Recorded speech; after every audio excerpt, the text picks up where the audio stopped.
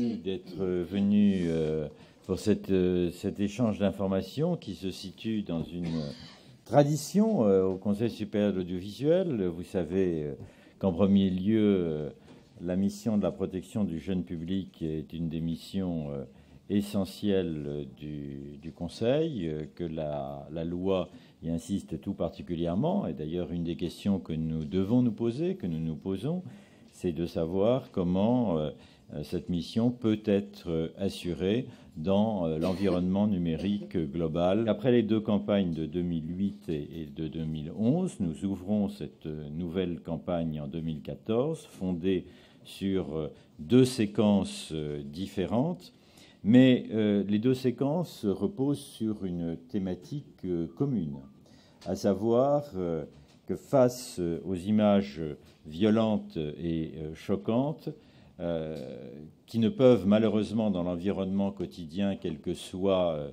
les mesures préventives dont on dispose, être évitées, il faut pratiquer les vertus du dialogue entre générations, avec les parents bien entendu, mais aussi avec toutes les personnes, et en particulier les jeunes qui accompagnent les plus petits dans les démarches de leur vie quotidienne. C'est cela l'inspiration des dialogues qui vous sont proposés au cours de ces deux séquences. Je voudrais tout particulièrement saluer l'association des radios, qui est une innovation, et dans mon esprit une innovation extrêmement importante à l'effort de pédagogie que nous menons.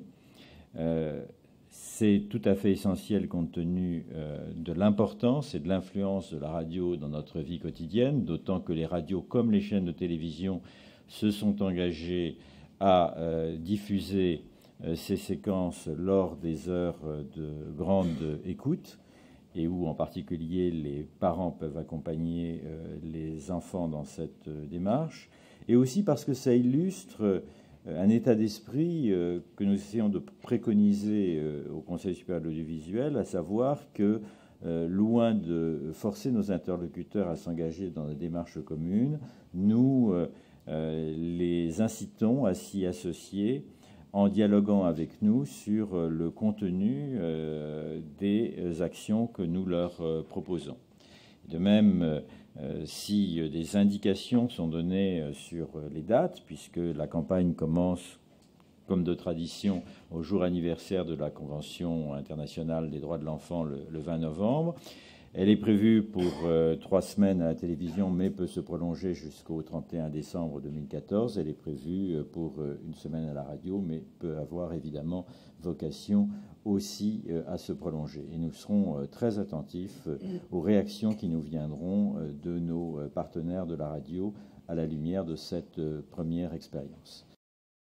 Le dialogue, c'est celui que le CSA prône depuis un certain nombre d'années, puisque, rappelez-vous, on avait eu quelques années un slogan qui s'appelait « La télé, c'est mieux quand on en parle ».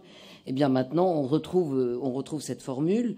On retrouve aussi, vous le voyez sur l'affiche, la multiplicité des supports, puisqu'on sait bien aujourd'hui que la télévision, ça se regarde, ça s'écoute, ça se capte sur son téléphone portable, sur son écran et évidemment sur son ordinateur.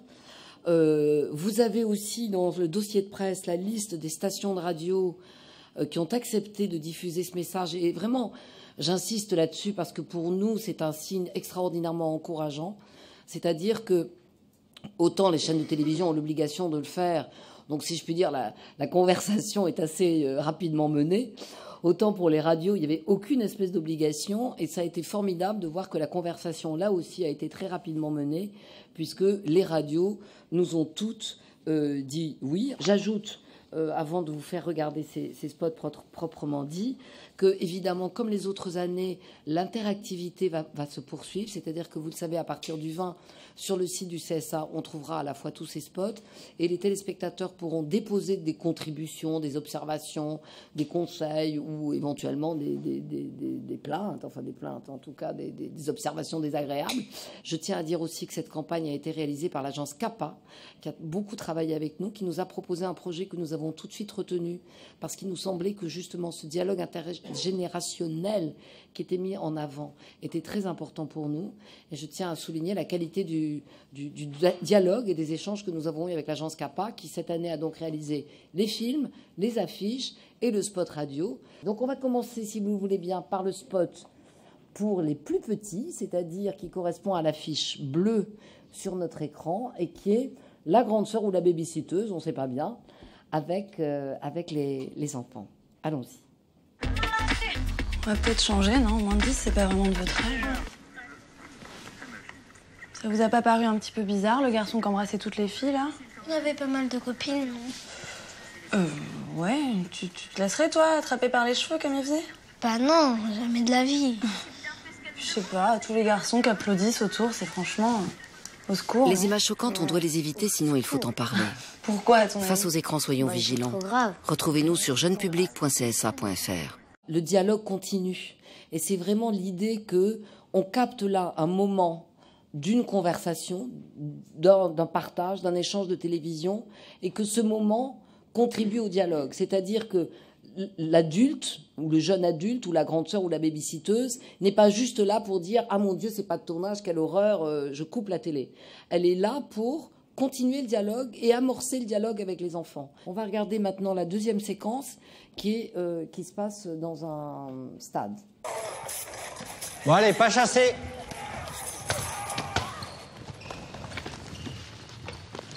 Tu regardes quoi là? C'est une série, ça, mon frère. Oh là là, c'est gore. Moins de 16 ans quand même. Tu sais, moi j'ai beau savoir que c'est des effets spéciaux, ça me fait bien flipper. Ah bon? Ah ouais. Pas toi? Ouais, c'est chaud. Les images violentes, on doit les éviter, sinon il faut en parler. Vas-y, raconte. Face aux écrans, soyons vigilants. Retrouvez-nous sur jeunepublic.csa.fr. L'idée, c'est là encore l'idée de l'adulte qui, au lieu de dire « Ah mon Dieu, mais quelle horreur, comment tu peux regarder des horreurs pareilles ?»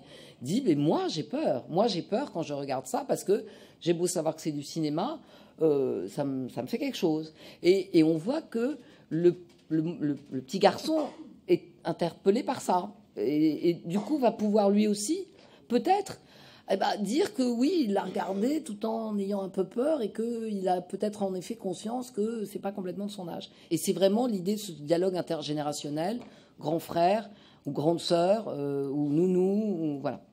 Dans la foulée de cet effort sur la prise de conscience des jeunes et des médias, le CSA va organiser aussi une grande journée, le 9 décembre, qui aura lieu à la Sorbonne, et qui s'appelle « Les jeunes et les écrans ». L'objectif, c'est de dire, au fond, la signalétique, maintenant, elle est connue. Quand on fait des sondages auprès du public, on se rend compte que 80-90% des gens connaissent la signalétique CSA. C'est pour ça, d'ailleurs, qu'on a insisté sur le dialogue autant que sur la signalétique proprement dit dans ce spot. Mais il est clair que le rôle du CSA, au-delà d'inciter les chaînes ou de rappeler aux chaînes à quel moment elles doivent poser la signalétique, c'est aussi de s'intéresser à quel contenu on propose aux jeunes.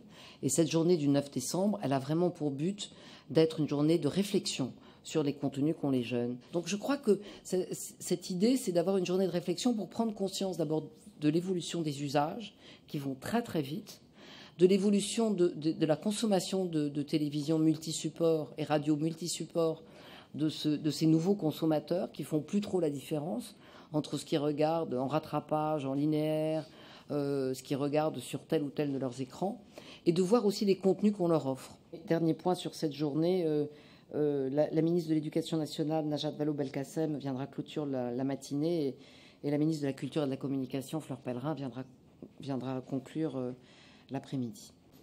Merci à vous tous d'être venus.